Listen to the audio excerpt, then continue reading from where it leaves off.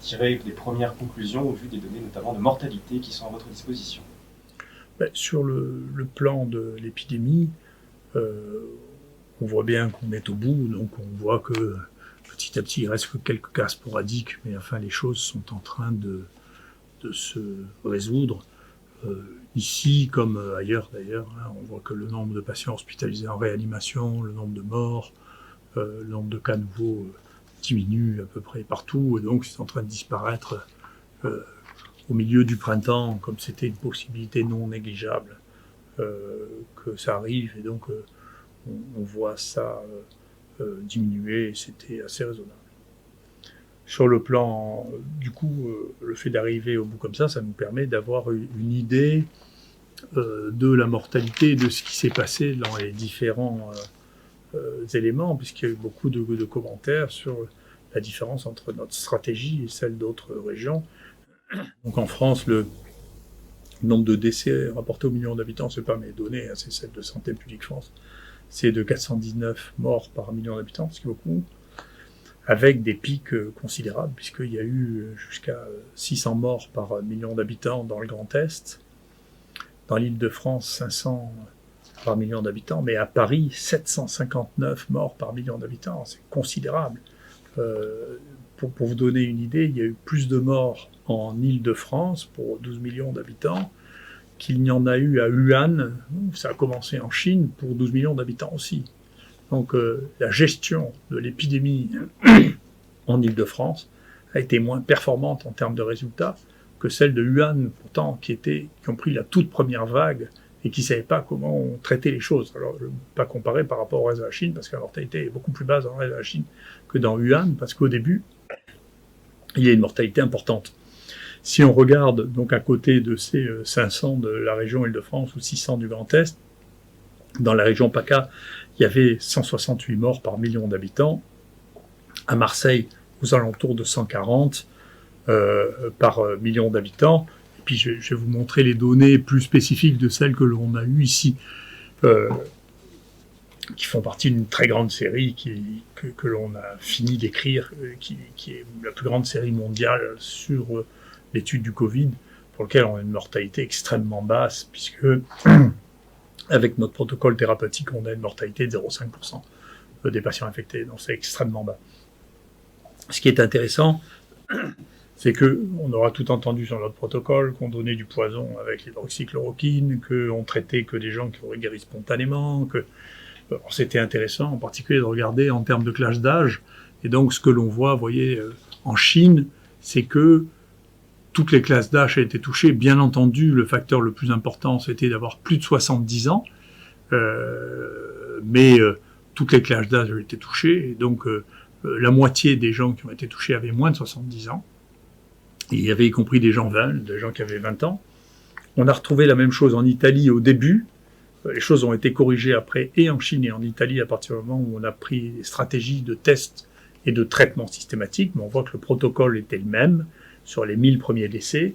Et on voit que dans le Grand Est et dans la région parisienne, il s'est passé comme en Chine ou en Italie au début, c'est-à-dire quand on ne fait rien, quand on ne détecte pas systématiquement et qu'on ne le traite pas systématiquement, on a exactement les mêmes profils de mortalité, c'est-à-dire ils se ressemblent exactement, c'est-à-dire et du coup on a de la mortalité chez les gens jeunes et on a une proportion très importante de gens qui ont moins de 70 ans qui meurent.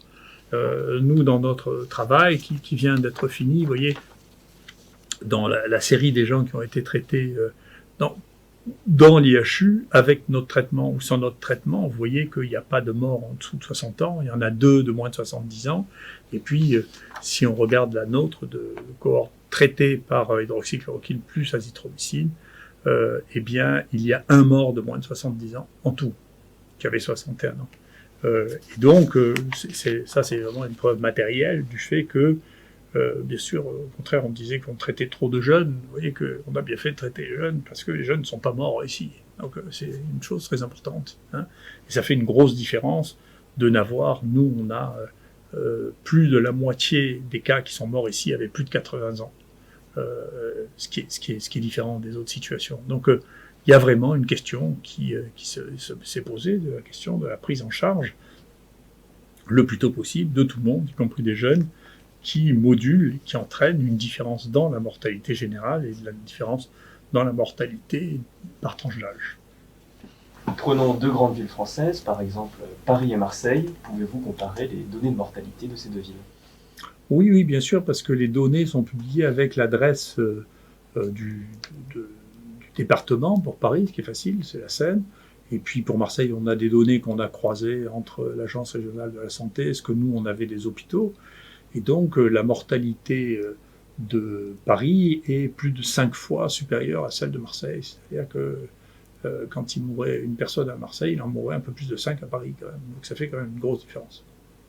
Et on voit que c'est pas parce que les gens étaient plus âgés, puis il y a des jeunes qui sont morts en Île-de-France, que donc il y a une grande différence dans la prise en charge, ce qui doit amener à se poser des questions très sérieuses sur la gestion de l'épidémie dans cette partie de la France.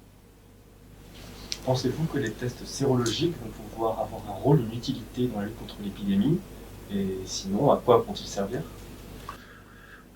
Pour l'instant, je peux toujours changer d'avis, parce que je ne veux rien prédire, mais pour l'instant, je ne vois pas l'utilité pour lutter contre l'épidémie, parce que les taux sérologiques sont très bas, sont de l'ordre de 3-4% ici à Marseille. Ils nous ont été utiles pour évaluer le risque qu'a pris notre personnel à accueillir tous ces malades, puisqu'il y a 6000 patients infectés qui ont fini par passer par ici, pour voir si ils avaient pris des risques en traitant ces malades. Et donc, le taux de séropositivité de notre personnel, y compris ceux en contact avec les malades ou en contact avec les virus au laboratoire, est très bas. Il est de l'ordre de 3,5%, c'est le même que la population extérieure.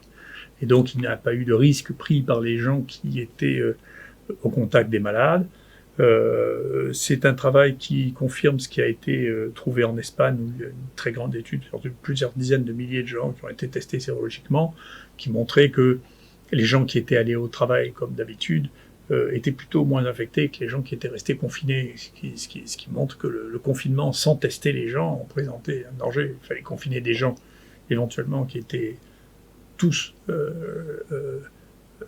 libres d'infection, mais pas les confiner avec des gens infectés. Ce qu'on voit dans les EHPAD, par exemple, c'est que dans les EHPAD où il n'y a personne d'infecté, où il y a plusieurs personnes infectées, on ne peut pas laisser une personne infectée au milieu de personnes non infectées sans qu'elle les infecte.